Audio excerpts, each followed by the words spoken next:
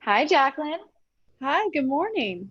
Good morning. Thank you so much for hopping on this conversation with me. I'm so excited to talk to you selfishly because even though niche, your studio is very close to my house, I actually don't know too much about you or your story or even Pilates. I mean, I remember doing DVDs when I was in high school, but I'm so excited to kind of like pick your brain about that technique and kind of get into your background.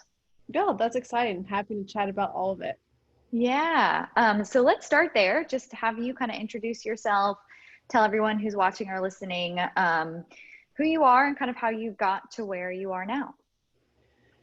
Well, it could take 5 minutes or 2 hours. I Um, know how that goes. yeah. So, I grew up in a small town in Southwest Virginia. Grew up on quite a bit of acreage with horses and just always had a passion for moving and moving well. I rode English, which, if anybody is a horseback rider that's listening, they know that really, either way, whether it's English or Western, there's a lot of technique to riding horses. And that always has stuck with me, like moving with a lot of purpose and with a lot of thought. So that's translated with me for my entire life. I've always loved to move, but I want to do it in a way that is very purposeful. Yeah. Um, so in high school, I loved working out and thought that I was going to be a chiropractor or a physical therapist. So I went to school at Radford University and joined, at the time it was called their ESHE program. It's essentially an exercise science program.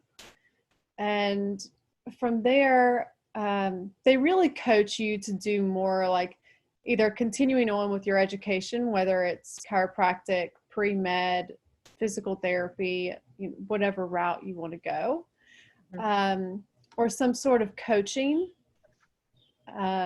athletic training. Some people that I went to school with ended up being in the nursing program. It was a wide variety. Hmm. But for me, I got out and I decided I did not want to do physical therapy or chiropractic for various reasons. Um, but it left me not really knowing what I did want to do. Hmm. As a lot of people, that happens a lot. When you get out of college, it's like, great, I've had this lovely education. Now what? Yeah, I can relate. I didn't know what I wanted to do until last year, and I'm 35. So it happens to give, a little bit of compassion to those people who still don't know. It's okay. Yeah, real. I'm always evolving, always learning, right? Yeah, exactly. So anyway, I moved to Richmond after college, um, just because I had some family and friends in Richmond and had been around the marketing and production world quite a bit because I was Hmm. going there every summer and working for a video production agency. Cool. Yeah, that was fun. Um, so anyway, naturally you get out of school and I got a job doing something totally different. So I was in the Yeah. marketing world for a few years. And then I just went on this quest to figure out what I need to do something with this degree. I was very passionate about it. I just didn't know what in the world that was going to be. Hmm. So I always loved, as you mentioned prior to us recording, doing the videos for Pilates and yoga in my dorm or apartment. Because back then, I mean, we didn't have like studios where you could Oh, go right. and, you know, do that. Yeah. It was like you go to a gym or not. Right. Right. Exactly. Yeah. Or So, you like played sports when you were growing up, but that was basically it. right, which I was not good at. Um, so I found that there was like a Pilates studio in Richmond with all this crazy equipment that I'd never seen before, but it looked like an adult playground to me, Mm-hmm. which was super intriguing. Um, so that began my Pilates path in 2007, I signed up immediately for every course that I could afford, which is a whole nother ordeal because it's expensive to do. Yeah. So I had to get pretty creative in how I did that. And did the same with yoga. And ended up getting a job in corporate fitness with Genworth. It was awesome. I met so many wonderful people that I still talk to today. Yeah. I was at the same time, I mean, in this world, like if anybody's in fitness, like it's not very typical that you can just go and get a full-time job in the fitness world and you're like, all right, I can pay all my bills. I can do this. No, Right. That's not the way it is in fitness. Right. In fitness, you have like 5 jobs. So yeah, and you're hustling. Yes, all the time. Yeah. So I was working in corporate fitness and teaching at a Pilates studio and teaching kids gymnastics and working at a local country club. So within like 3 years, the director of wellness at the country club decided she got pregnant and decided to stay home with her daughter. And they offered me that director position. I still stayed at the Pilates studio, but I had given up everything else at that time. Yeah. And so, gosh, I was there for 3 years, did a little bit of moonlighting on the side with the Pilates studio and just going to people's homes. I had set my mind that I was going to open my own space, but I didn't really know exactly what that was going to be. So 2015, I opened Centered RVA. Oh, I didn't know that. Yeah. And it was in a small, literally, it was like 300 square feet. And I had one reformer and TRX bands that my husband gave to me as a present. And I was like so freaking excited to get some TRX bands. Because those aren't cheap either, even though it's just TRX bands. And some props. That's their marketing ploy. Yeah. I know. It's so ridiculous. Like I mean, I grew up on a farm, like using these kind of ropes to like tie down bales of hay, and they were $5. Now I'm paying like $200 for these because they're going to sue me if I do it any other way. And they do have an insane legal team, and they will definitely sue you. I'm sure, because they know a product that they have is easy to like, what's the word I'm looking for? To copycat or whatever. Yeah, for sure. And can we please make those in any other colors than black and yellow? I know. They are pretty harsh. Yeah, I'm like gray, like something neutral and pretty. Yeah, so I opened Centered, and then this is embarrassing, especially for me because my husband does digital marketing. But I was just like searching one day and being like, I wonder if I need to do anything to make my website be like better optimized.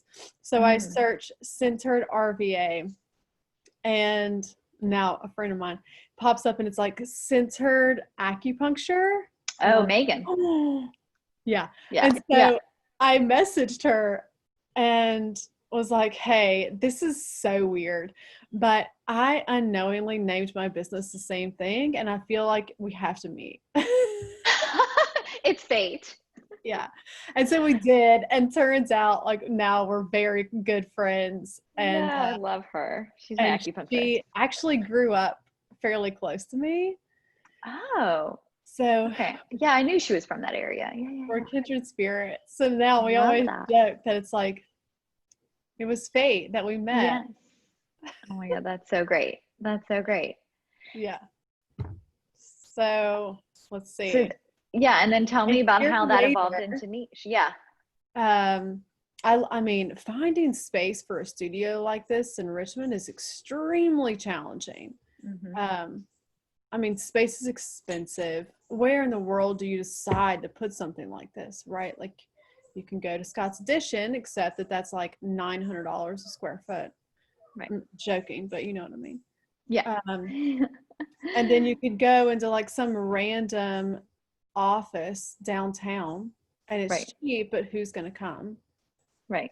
Churchill has some good options, but at the time when I opened, it was like, who who is even going to come to my studio? They're like, Mm-hmm. Pilates, Mm-hmm. what? I don't Yeah. know. I just want to go to the coffee shop and the cool restaurant next door. Yeah. Um, so I randomly found that Nesbit Mm-hmm. had space open, but I thought that Nesbit was the entire building. And, it was, but it didn't mean that the whole space was. And it was listed as like 1,500 square feet. And I was like, if I can get, on Main Street in this Yeah. space, like, I don't know what I'm going to do. That'd be so exciting. Yeah.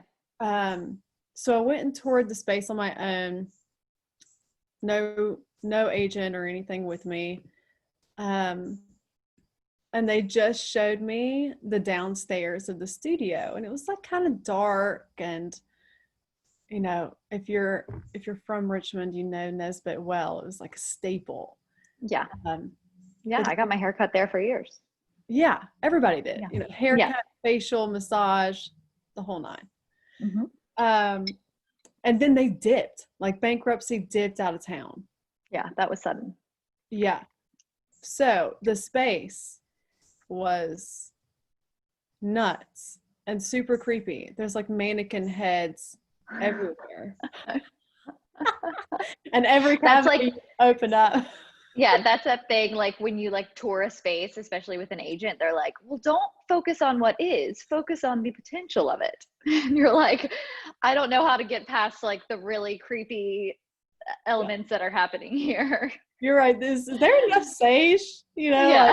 like on the planet for this? And then, like they only wanted me to take downstairs, and they were going to offer the upstairs as an apartment. And they were going to fix it all up, like put a whole kitchen and everything. And they take me up there and they're just like, hey, do you want to look at any of this cabinetry or whatever? Mm-hmm. Just to see if you want the cabinetry. And I walk up there, and I mean, it is literally brown. Around the beautiful trim of the windows is burnt orange. It is a variety of greens on the ceiling. Like, it is bad. Yeah. But there are these 3 beautiful windows Mm-hmm. looking out on the main street.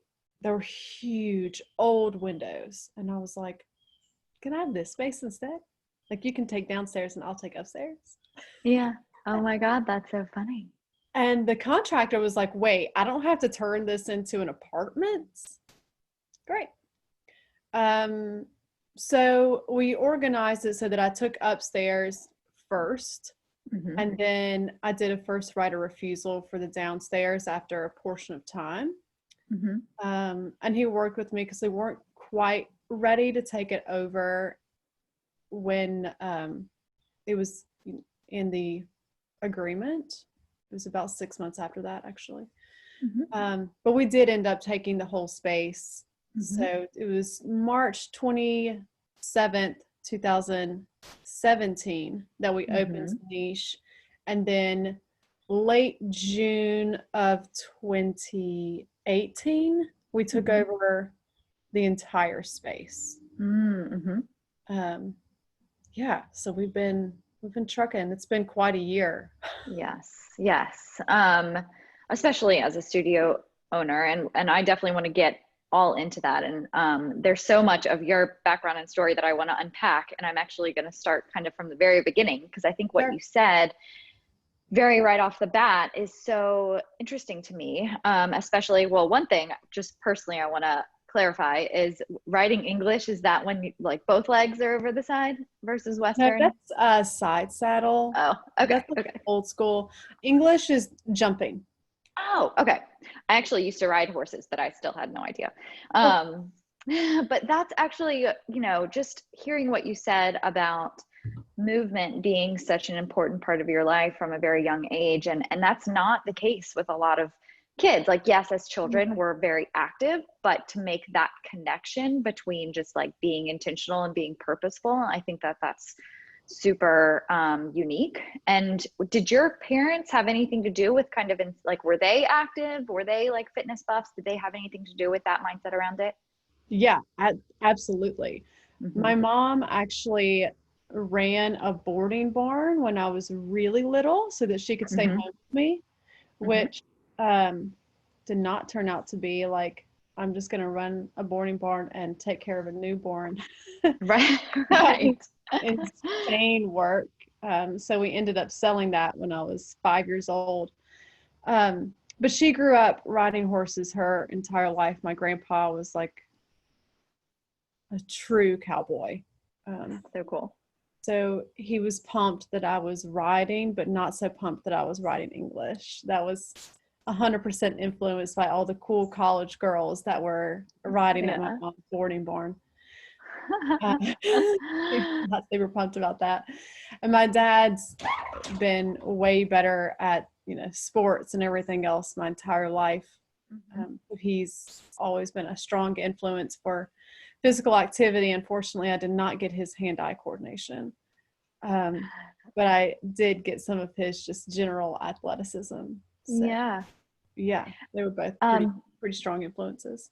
that's pretty great. And I think when you can instill that love of movement from such a young age, and I love using the word movement, and exercise and fitness, yes. And but I think that, especially when I was health coaching, I would always kind of encourage people to just look at it more as movement. Like, as human beings, we're supposed to move our bodies every day.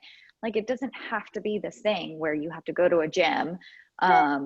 And work out on a treadmill or an elliptical for 60 minutes straight. Like, as long as you're just moving your body, and that's where like the little things add up, like park further away. And I love the intentionality piece of it, because I think that that brings in a sense of presence. And I also want to get into that a little bit, because I know that Pilates specifically is a technique that really hones in on the mind body connection, which I think is super important. Yeah.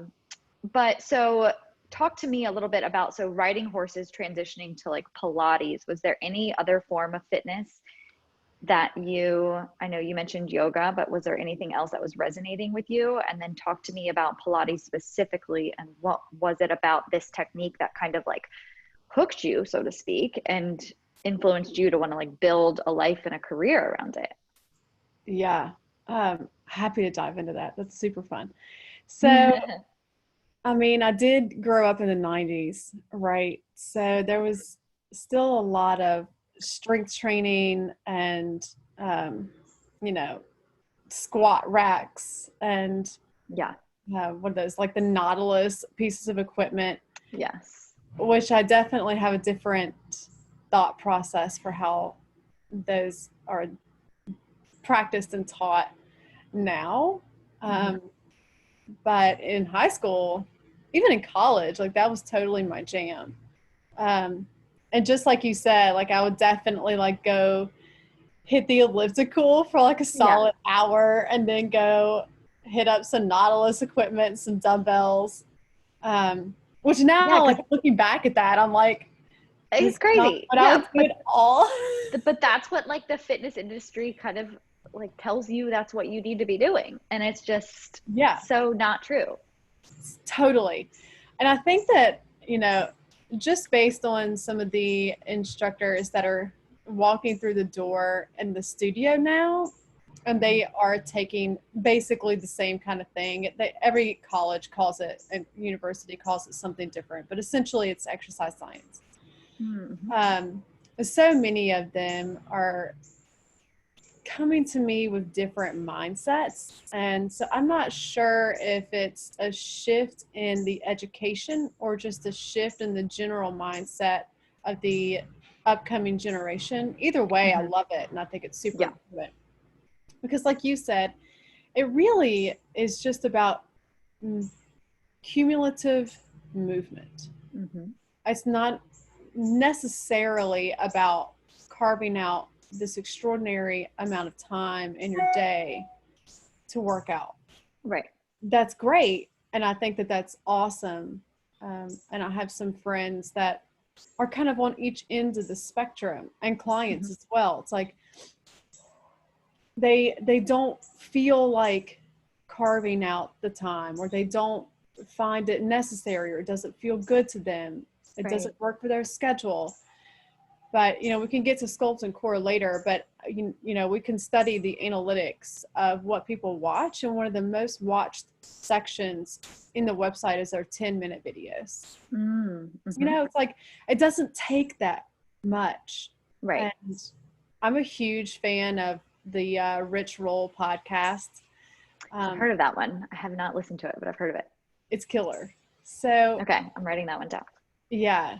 One of the, and because now I commute, I listen to podcasts and books all the time.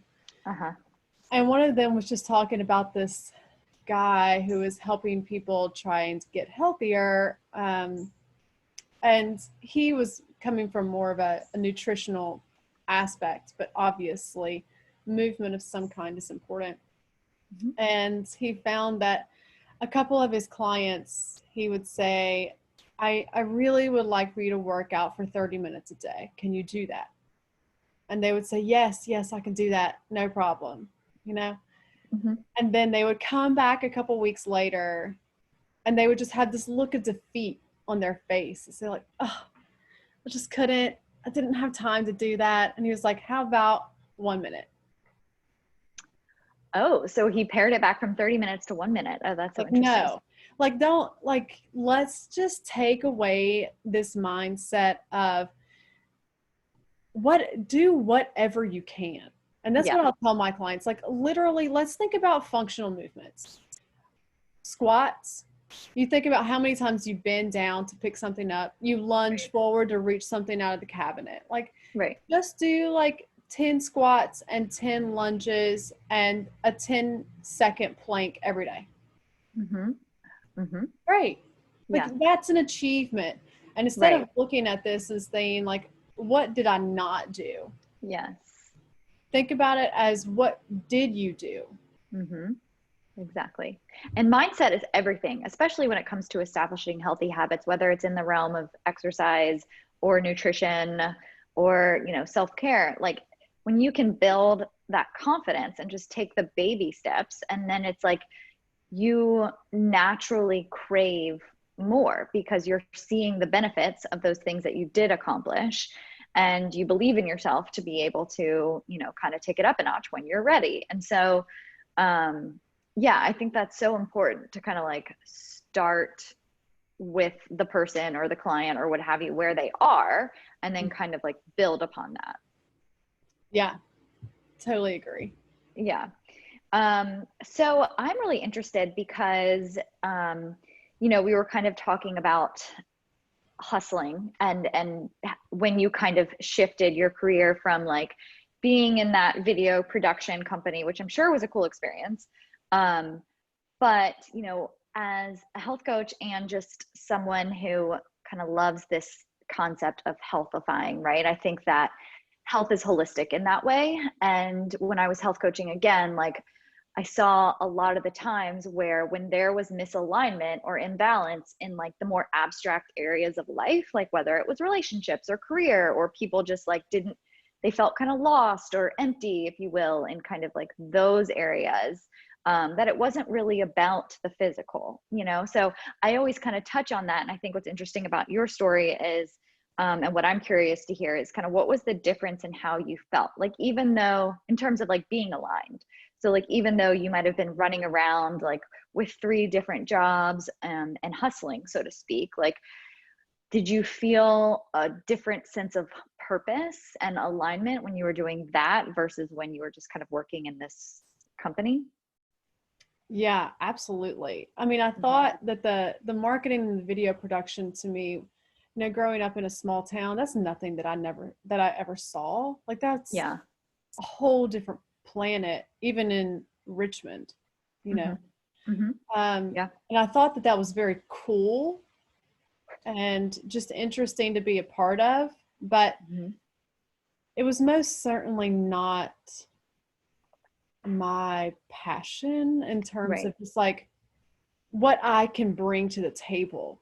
You know what I mean? Like I can check things off of a list. I'm just a very organized person. That's just the way I operate.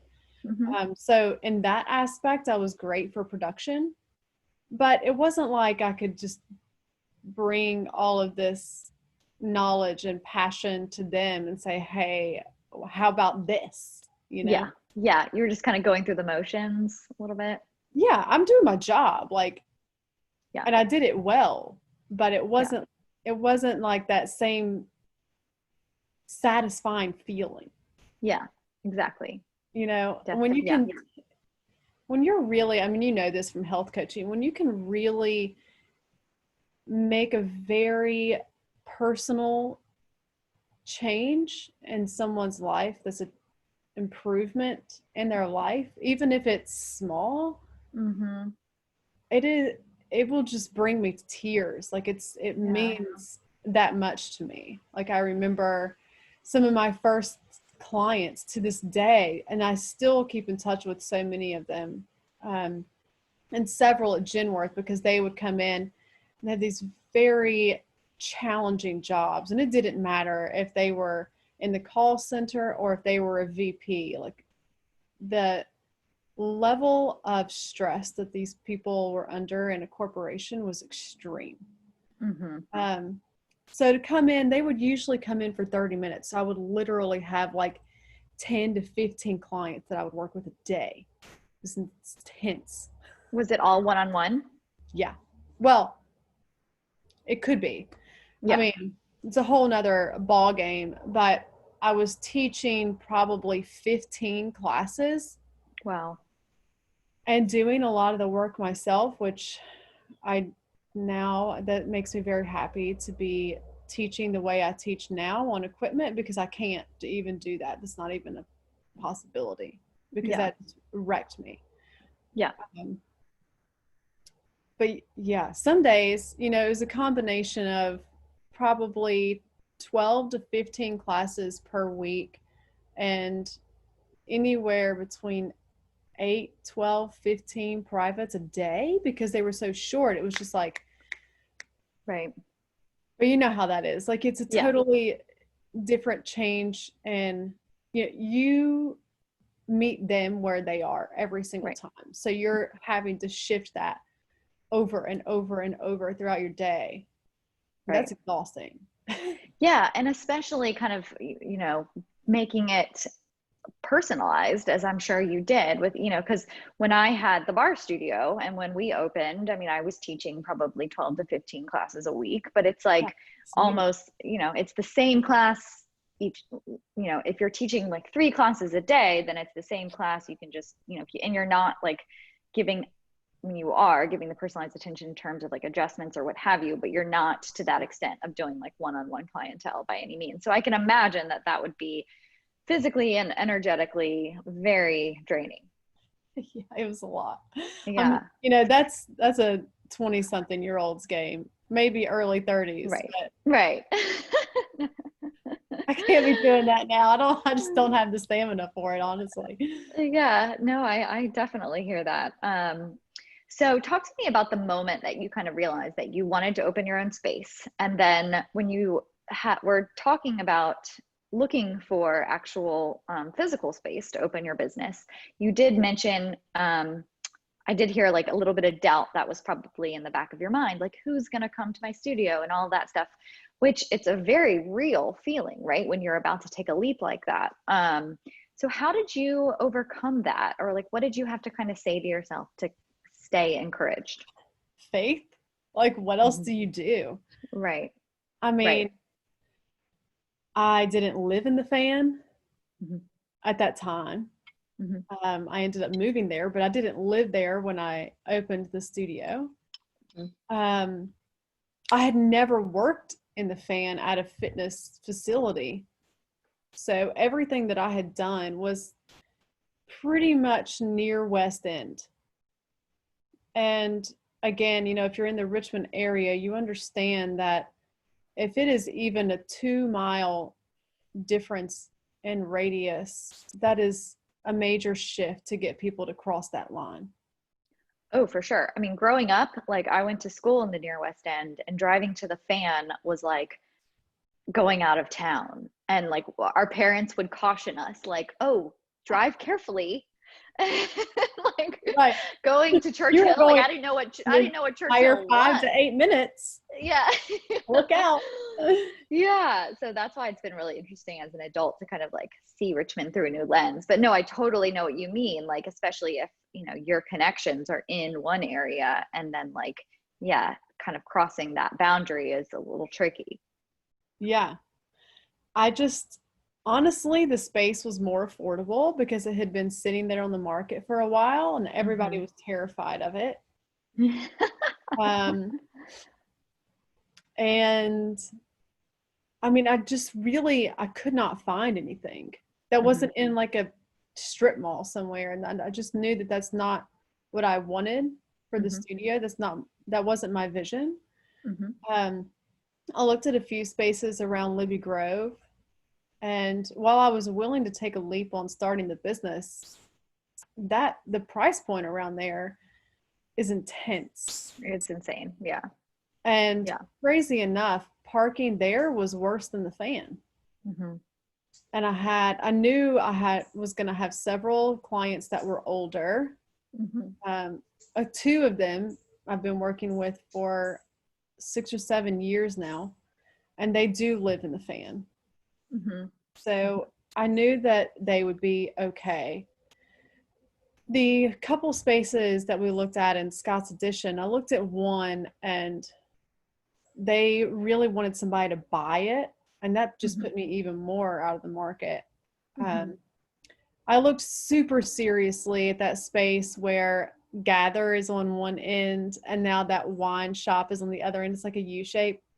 Yes.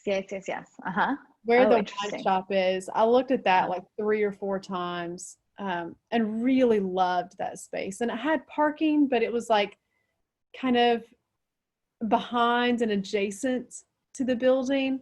Yeah. And I just wasn't sure how my clients would feel about, are you going to have to park on Broad Street, which is just bananas? If we have classes that are, it's dark when it gets outside, are they going to feel okay walking to their car? Like I feel like it's just a different clientele that's going to go to a restaurant or, now one of the very many, like, I don't even know what you call them, like game bars, whatever. Yeah. Oh yeah. Yeah. Yes. Like the video game. Yes. I've been to my fair share of those a couple times. A Pilates studio. I mean, my clients are just, it depends on the day and the time of when you get certain clients in, and you know this as a studio owner as well. Like you have to craft that and make sure that those clients are going to come, that they're going to feel good about coming, that they're going to have access to parking, and that you can afford it. Like I know that I'm already expensive because I only have 5 people in a class versus, bar, yoga, spin that can have 20, 30 people in a class. Right. Exactly. So I know that price point is already a factor for people to come in. My equipment is expensive, so that's tough. Right. So having really high rent was just something I couldn't layer that on top. Yeah. Yeah. So it seems as if like a lot of different moving pieces went into you making the decision, but it sounds as if at the foundation of it, like you believed yourself, this is what you meant to do. And that even being in a part of the city or what have you was maybe created a little bit of discomfort, but something that you felt like you could overcome and be successful anyway. And I think that that's really, really interesting and great because, having been in the boutique fitness studio ownership world myself, it wasn't like circa 2012, like boutique fitness studios weren't really a thing. They were coming online for sure. But by 2017, they were a pretty well-known thing. And what makes me think about niche specifically is that, yes, there were a lot of boutique fitness studios in the area, but I feel as if you were like the first one in terms of being like a Pilates studio. And I remember very earlier on, you probably offered a little bit more yoga, which is something that I felt like the fan in particular really needed. So talk to me how you kind of like stood out in a competitive landscape, to make sure people walk through your door. Yeah, that's always hard. I'm a big believer in branding, first of all. Mm-hmm. I And you have really that think, marketing background. yeah, I mean, I think that your branding can really speak to the thought and intention behind your business in a very quick way.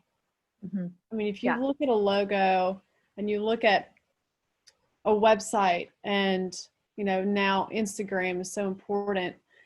If you're really trying to craft a very thoughtful message, I think having it done in a way that is thoughtfully branded makes you stand out. Yeah. And for me, that has been wonderful, because we don't have a big marketing budget. I can't go out and, create commercials and all kinds of advertising and Right. be in all sorts of publications because we just don't have those financial resources.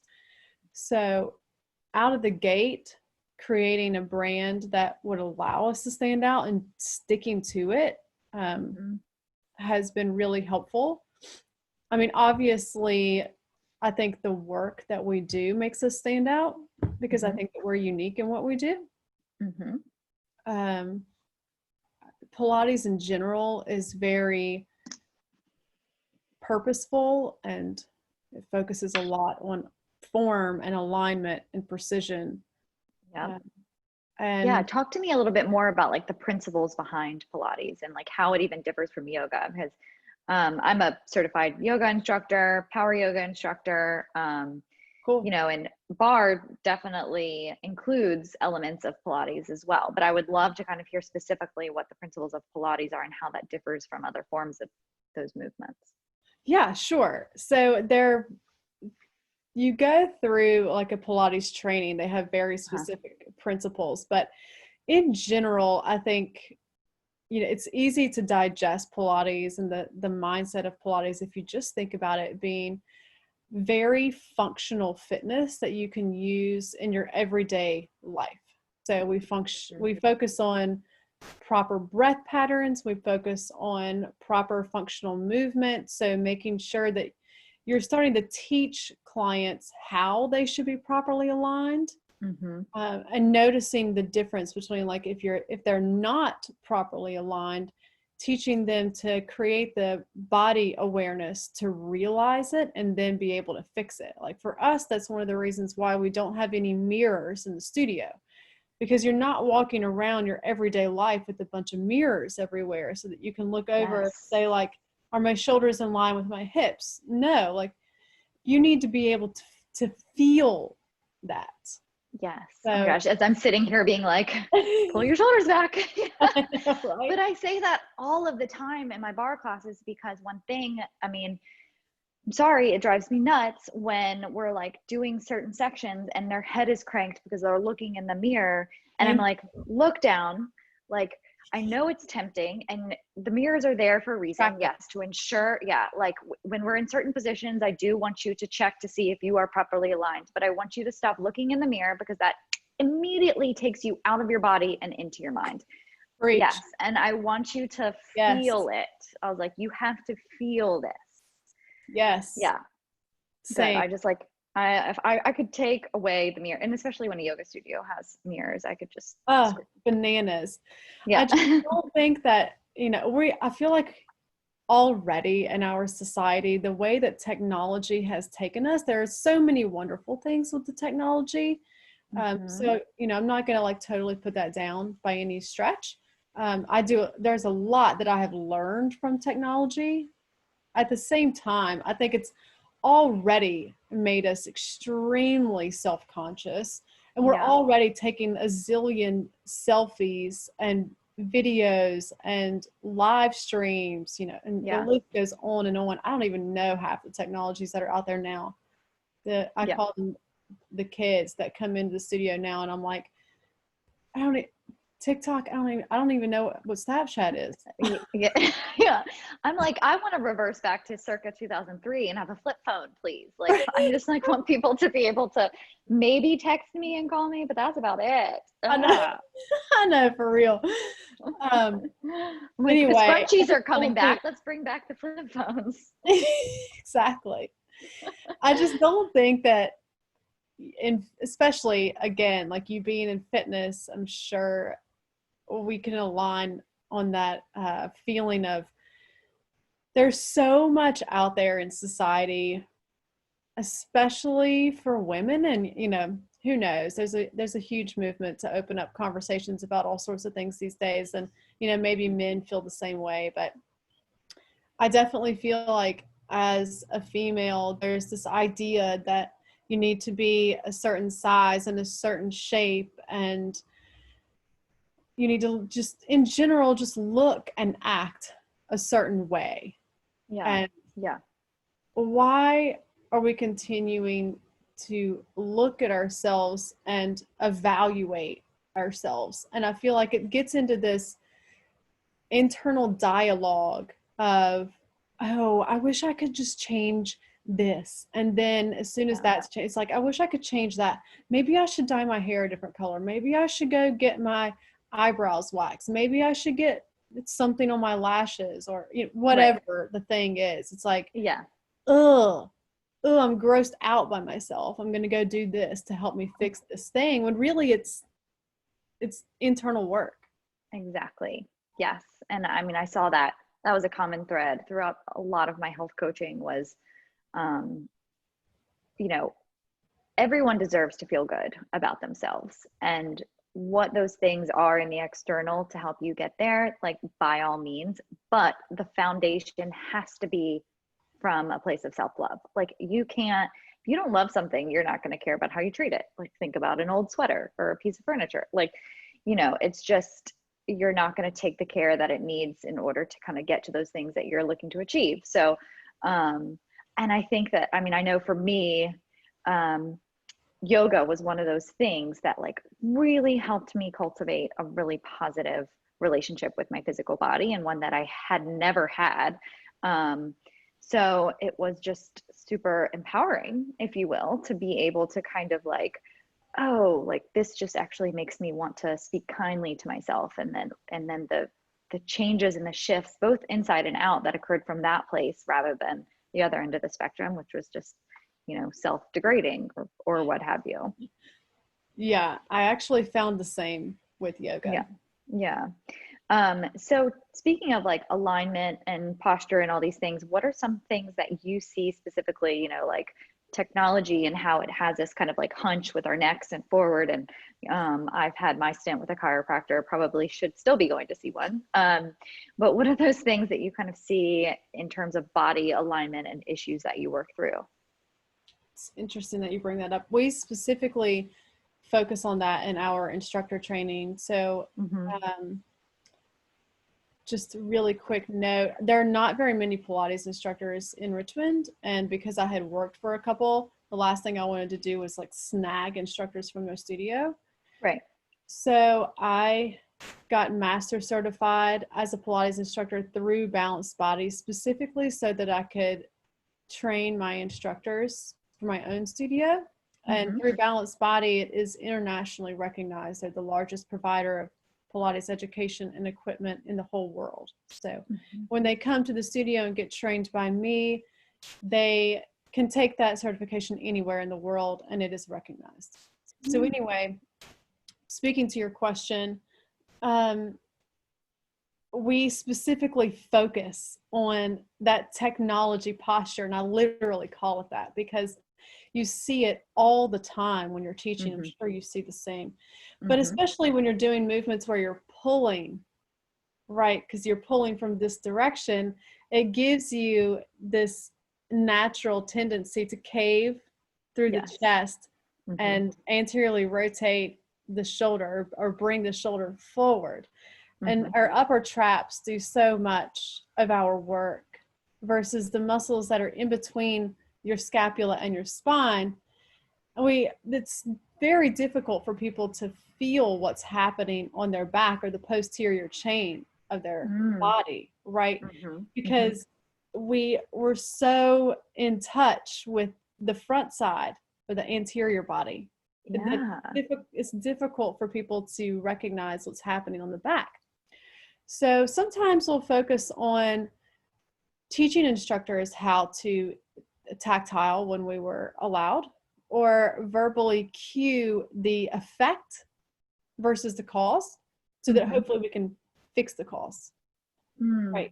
So if they're caving through their chest, instead of saying, draw your shoulder blades closer to your spine, which a lot of people are like, what? Yeah. We tell them to broaden their collarbones, draw the shoulder blades down their back, keep even openness through the front of the chest and the upper back, right? So you have to learn as an instructor that you have to say the same thing 5 different ways. Yeah. Because you never know how your client is going to interpret it. Right. But we see a lot of, they call it winging scapulus. If you imagine my hand, like this is my back and this is your hand, your scapula should be flat against your back for a lot of movements. I mean, even if it's upwardly rotating or downwardly rotating or driving in toward the spine or driving away toward the spine, like it can move, but it shouldn't open. So that if this is that edge of your scapula and here's your spine, like you shouldn't be able to come by and pluck a finger in there. Yeah. You know what I mean? Like if you, as an instructor, if you see that, like hands, imagine these are my scapula on your back. If they're in a plank, your scapula should not be here. So I shouldn't be able to come by and put my thumb underneath your scapula. That should be flat.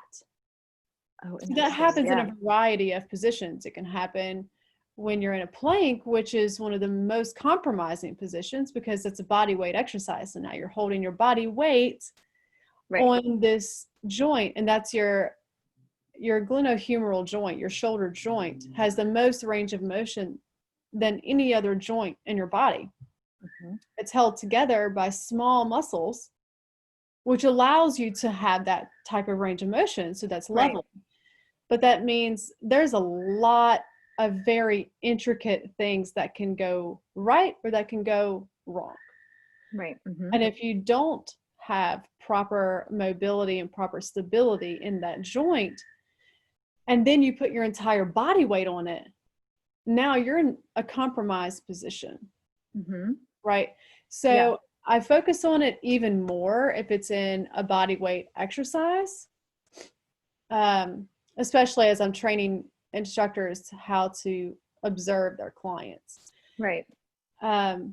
If you're in like a rowing position, you know, and you're pulling the resistance back, then you start to, that's a place where clients can sometimes feel it.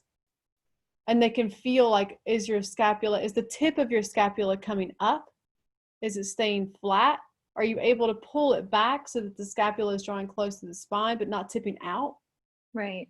So you can kind of work through those things, especially in a private session. Another way that I love to do this kind of work, and the Pilates Reformer gives you the ability to do this, because you can lay on your back.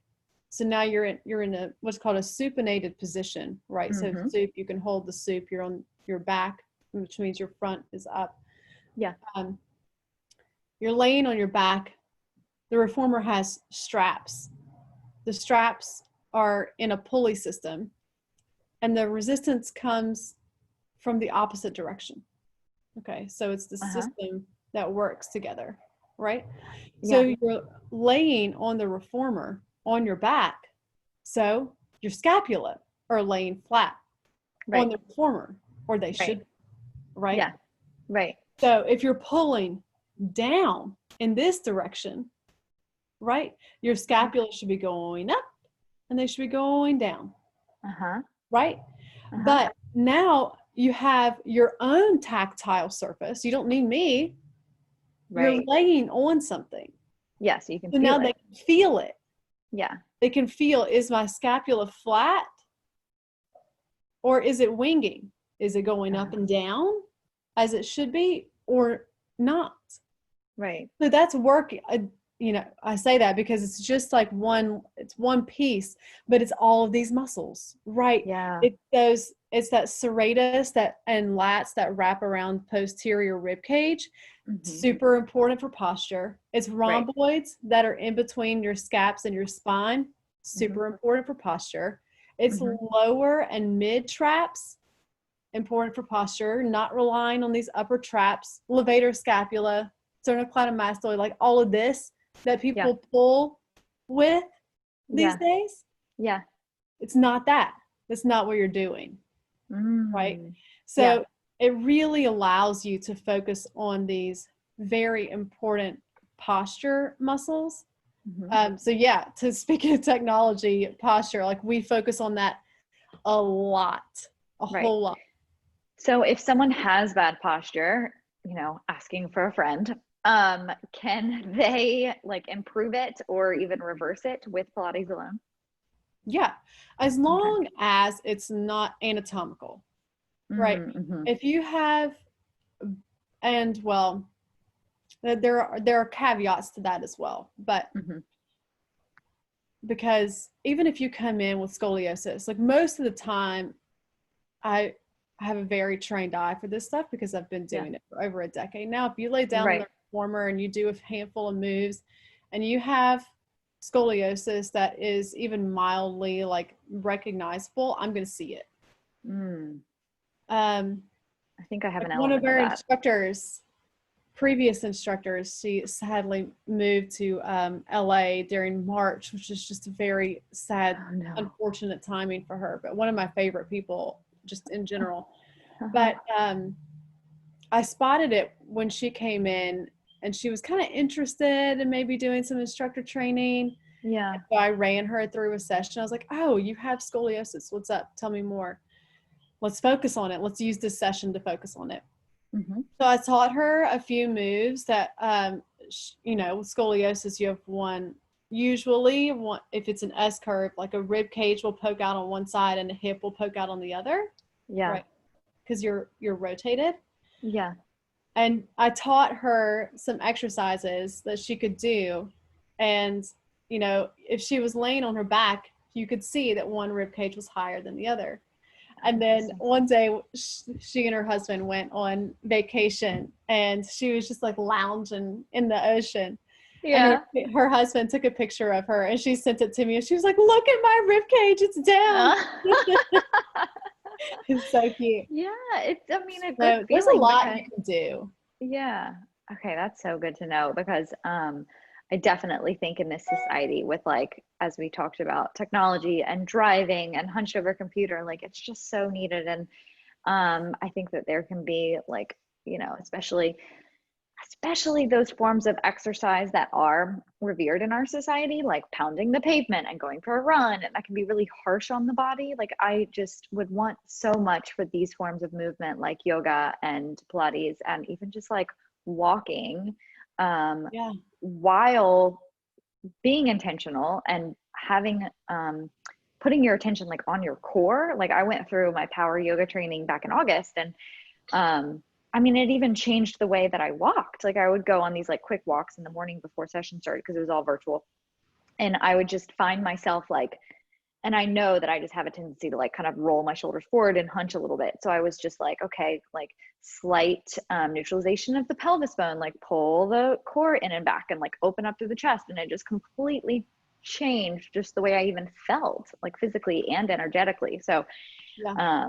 I think that these types of techniques need to be more mainstream for sure.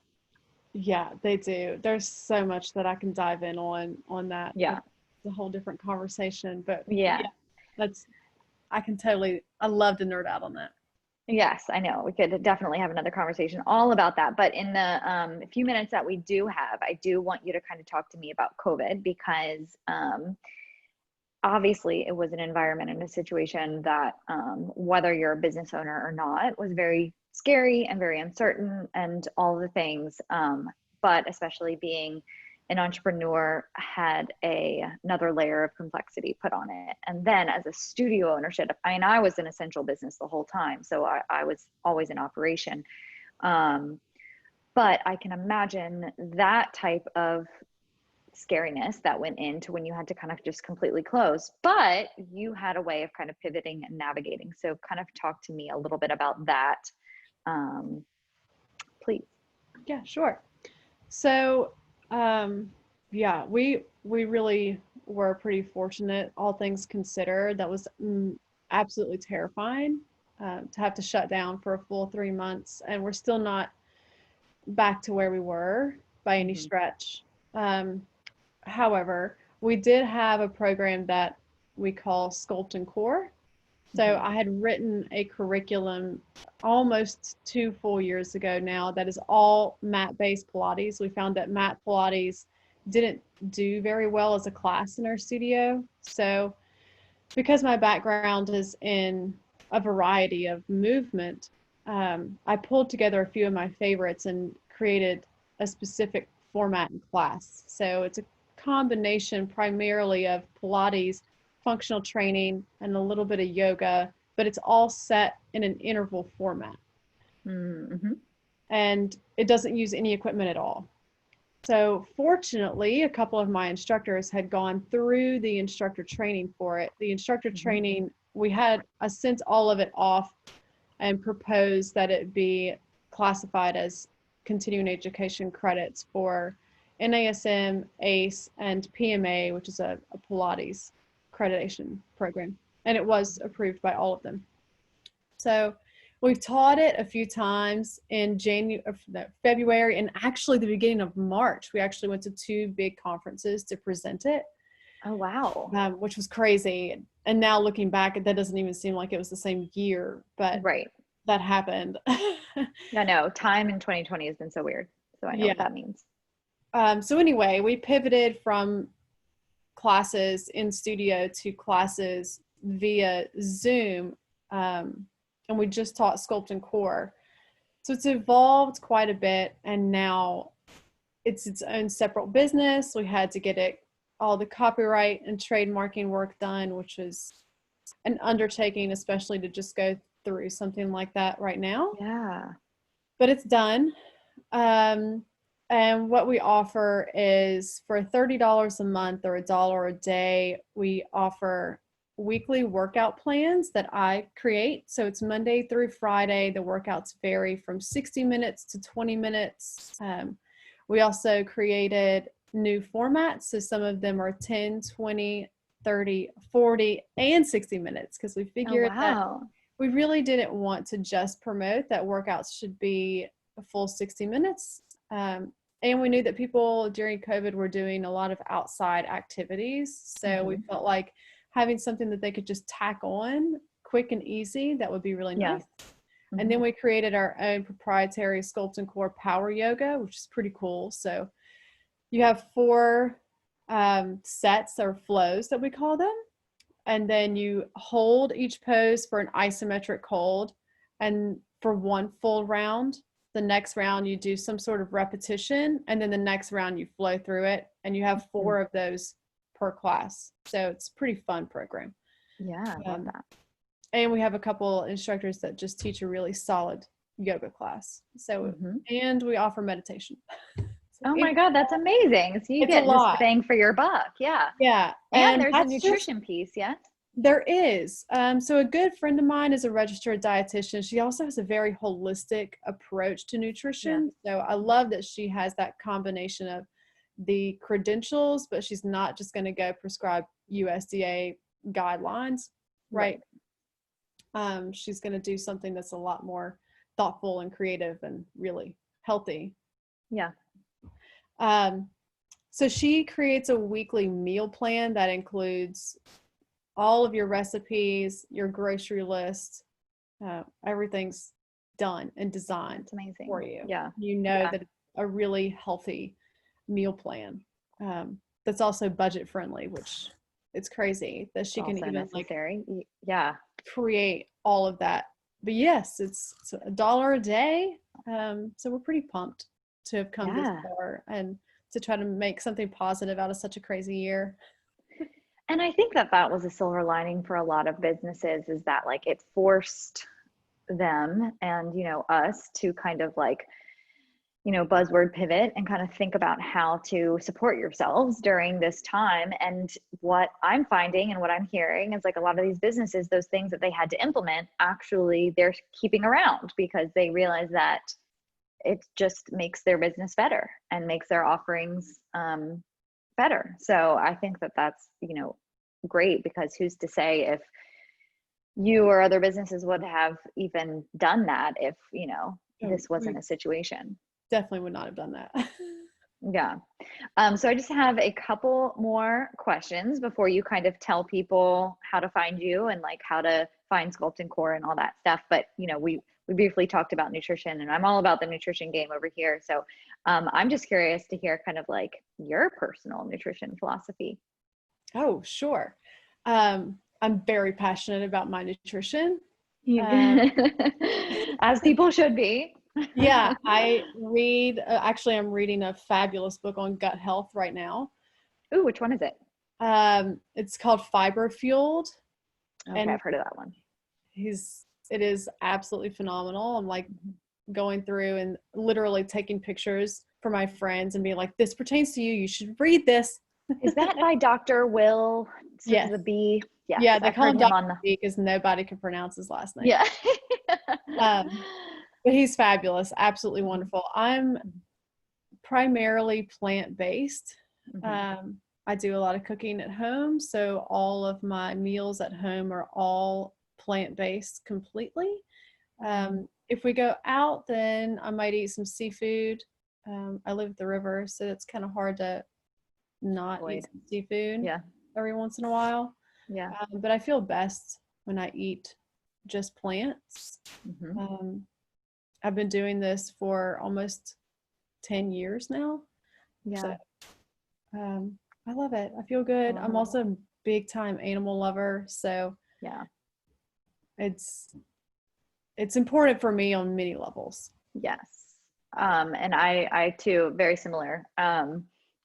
Primarily plant-based, and I've been through the gamut. Like I've been very heavily paleo. I've like tried keto. I've tried vegan, and there was a time when I was going through my nutrition certification program where vegan was kind of touted as this halo of health way of eating. And but looking back on it now, like I was eating a lot of soy because it was like you got to get your protein, and like beans that weren't prepared properly, and so I was constantly bloated. And it's like, wait, I thought this was supposed to make your stomach feel better. But you know, just it's always a journey, and you're always like learning stuff about you and your body, and you're always changing. So I mean, a lot of the times the way that you eat will change and evolve. But I love the primarily plant-based philosophy. I think that that is a common thread through everything that we've learned about nutrition, is to fill your plate primarily with plants. Also kind of like on the value side, like I also love animals too. Sometimes I love animals more than people. Maybe I shouldn't admit that out loud. I'm just kidding. But but I feel as if like I do need some seafood like every once in a while. But yeah, I think that, you know, the whole like focusing on the plants is just you know, is just a good way to go about it, and you can't really steer you wrong. But again, everyone's different with that bio individuality and kind of doing what works for you. All right, so my last question, because I have a fascination with morning routines and I just love hearing people's morning routines. I would ask you, Jaclyn, what is your morning routine? I also love morning rituals, so 100% with you. I have 3 pets, so the first thing that I do is get up and let them go outside. My cat also loves to go outside, but right now when we wake up, it's still dark, and it makes me nervous because we live out in the country. So she stay inside until it gets light outside. Yeah. And during this time of year, I prefer something warm for breakfast.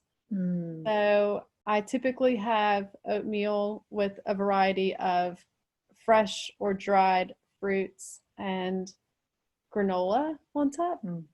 And my husband's gluten-free, so I went gluten-free at home as well, mainly just because it's just easier. But I did find some really super nutritious things that are gluten-free. So I found this sprouted bread with millet and quinoa. It's delicious. Yum. So I usually will have a slice of that with my oatmeal. And then I feed them, and they have a very specific meal where they also get ground turkey and organic green beans. Oh, treat your pets right. I love it. I know. And like My dog's super on this clean like dry food.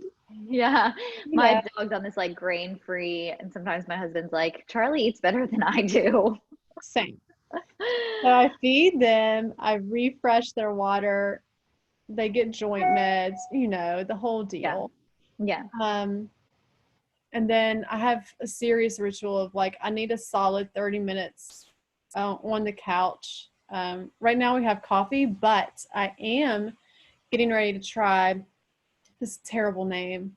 They should do their rebranding, but it's called Mud Water.